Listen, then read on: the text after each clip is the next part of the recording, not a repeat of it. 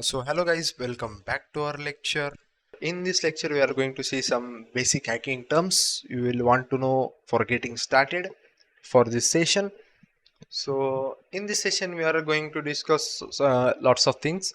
First we will see the data table here. So let's see on the screen. 1 bit equals to 1 bit obviously, then 1 nibble equals to 4 bit, then 1 byte equals to 8 bit. We know that stuff. So, yes, 1 kilobyte equals to 1024 bytes, 1 megabyte equals to 1024 kilobytes, 1 gigabyte equals to 1024 megabytes, and same for terabyte, petabyte, exabyte, zettabyte, and notabyte as you are seeing on the screen. But have ever come in your mind that what will come after yottabyte? Yes, yottabyte is a very big amount of storage. It's a very big number as compared to bits or bytes, or as compared to gigabytes also. It is a big number of storage.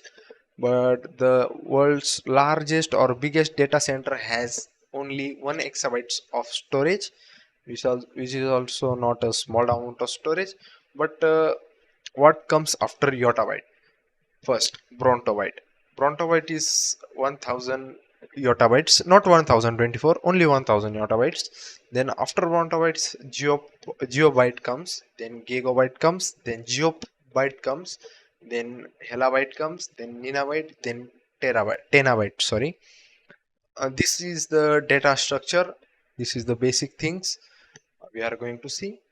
Uh, when was the hacking taken first? In 1960 at MIT. At 1960, the hacking term was invented, or we can say hacking was done firstly.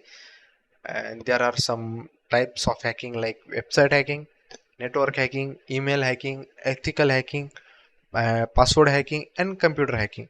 These are the types of hacking, and there are many types of hacking also. So basically, what are the purposes of hacking? Someone say we are doing hacking for just for fun purpose. Someone say for show off. Someone say for stealing some important data or precious data. Someone say tampering the system or destroying the system. Someone say hampering the privacy of the person or someone else. So someone say money exploitation. Someone say to break the policy compliance, and someone say system security testing. So these are the purposes of hacking, and there are three major types of hacker. First, white hat hacker, second, black hat hacker, and third, gray hat hacker. So we will discuss them afterwards. So we will see now some next types of hacker. They are also known as malicious hackers. First, red hat hackers. Red hat hackers, they are the blend of white hat hackers and black hat hackers.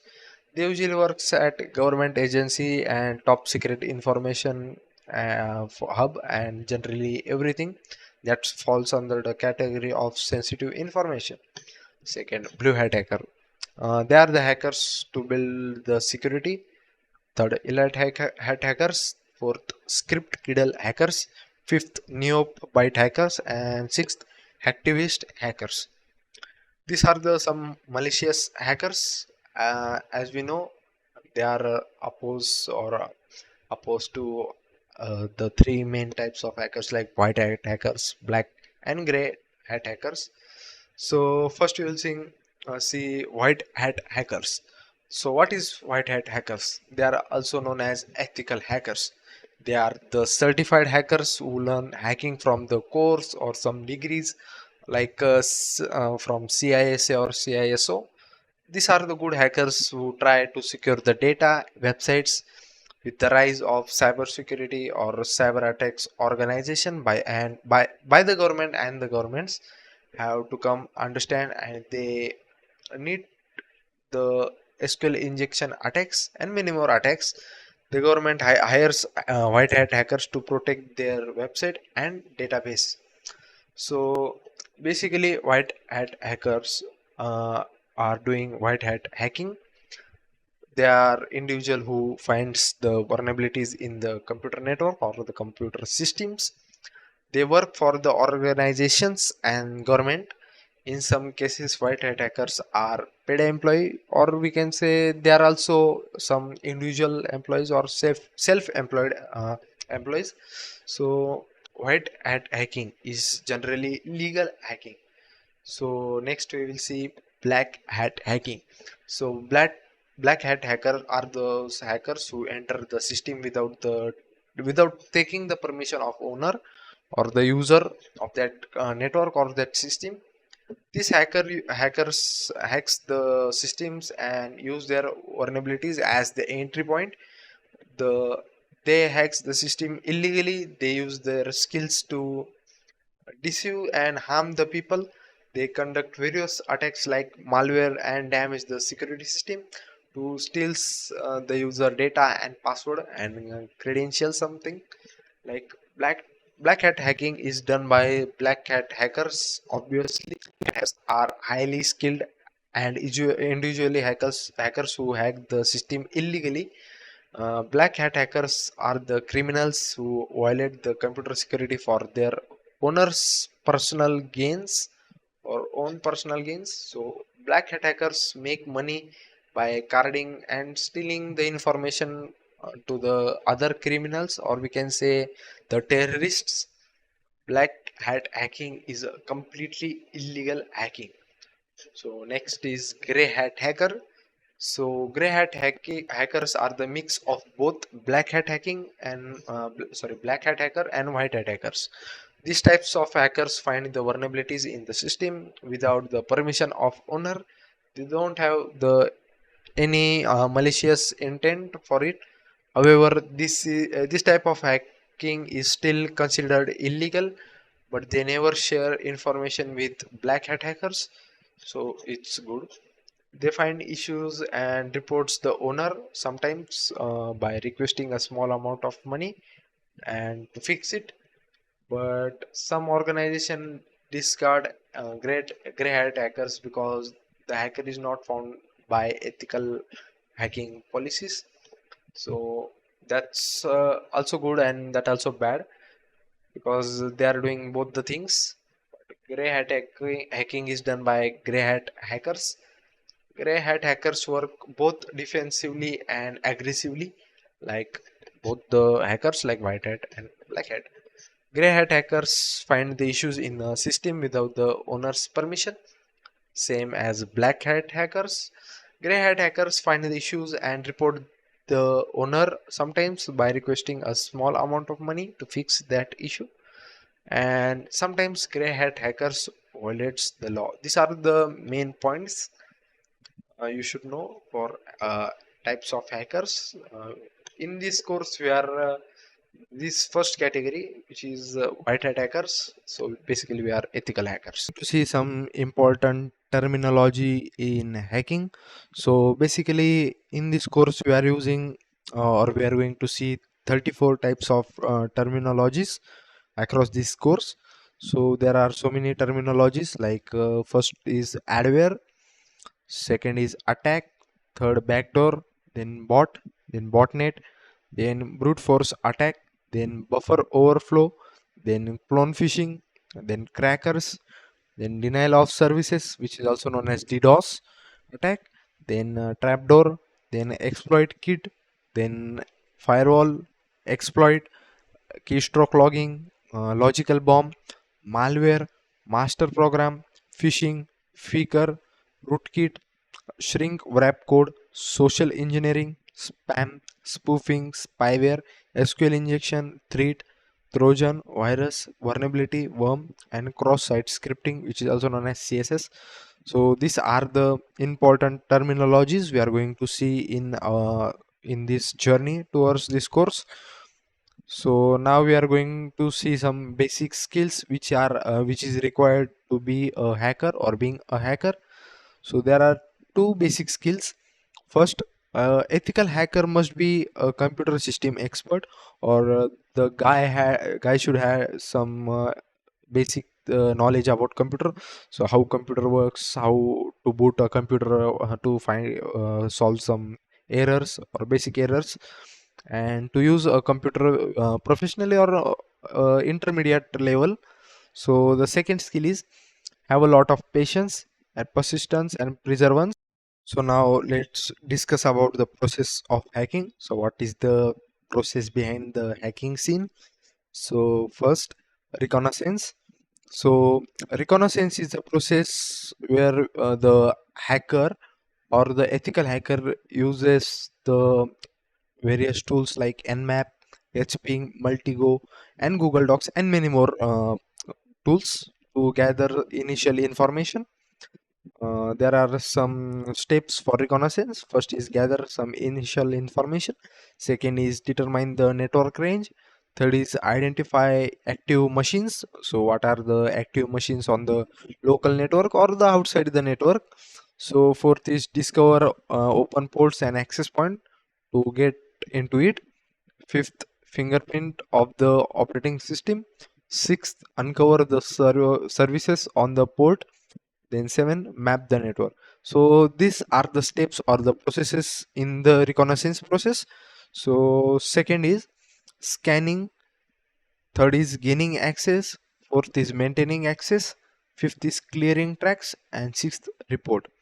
So we are going to see some steps for getting access, or we can say process for gaining access.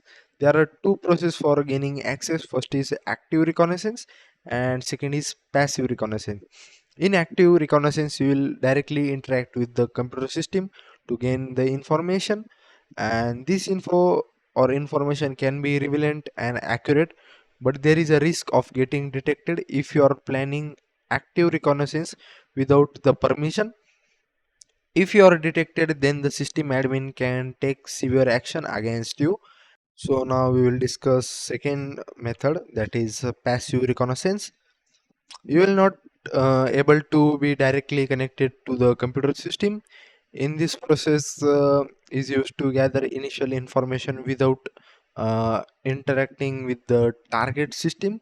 There are some method in passive reconnaissance like uh, you know Tor method, or we can say the proxy chainings and various method to be get anonymous or hidden in the network, hiding your IP address and obtaining the access to the server or machine, we can say client.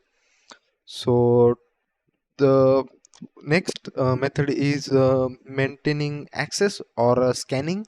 So the footprinting is the process which is a part of a reconnaissance process, which is used for gathering possible information about target computer system or network footprinting.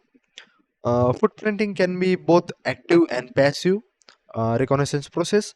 Reviving a company website is an example of passive footprinting, and the various attempting to gaining access to sensitive information through social engineering is an example of active footprinting, or we can say active reconnaissance process. So during this phase, a hacker can collect information about domain name, IP address, names, and PCs which are connected to the host machine or local host or in the network, and employee information, phone number, emails, job information, etc. So these are the things that hacker, or we can say the ethical hacker, black hat hacker, any type of hacker which gains this information from the footprinting. And footprinting is the basic and first most step to gain the information about the target user. So how to find an IP address of a host? If you are connected to a local host or into your PC, suppose you are on your desktop, you have to go to CMD if you are using Windows, and for Linux you have to go to the terminal. In Windows you have to type ping youtube.com, so and hit the enter button. So the code is in the description section, in the code section below this video tab.